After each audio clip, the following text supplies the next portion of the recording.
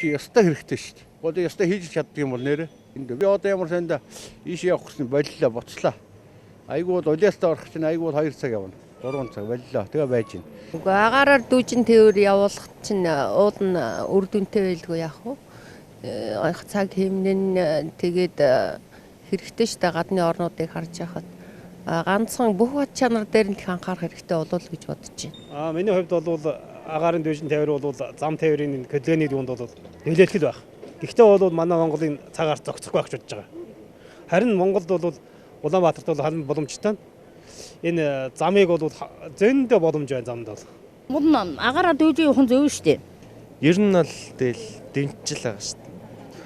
Тэгэх юм бол яаж нөө явах машин ч гэсэн багсан тий. Гол нь аюулгүй байдал нь нөлөөлөх байх. Энэ аялал жуулчлал төгсөн улсуудад энэ ийм юу ихэд уулын орой үед гаргаад явждаг тийм юу байдаг юм лээ яригадаад байт юм байлээ. Их чихэл жохол.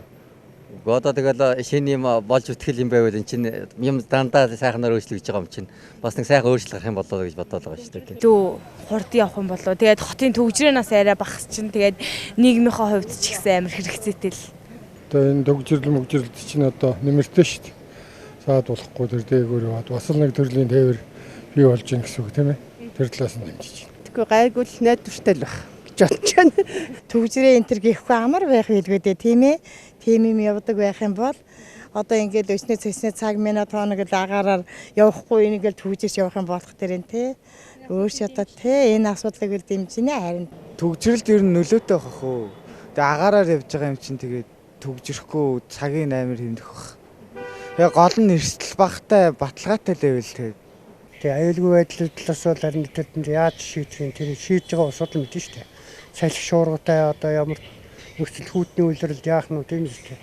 Тийм байдлаас л болно. Түүнээс биш одоо тэрийг үл явуулахгүй садаа болох юм байхгүй шүү дээ. Аль болох төвжирлийг багасгахын тулд тэгээ явуулж болно.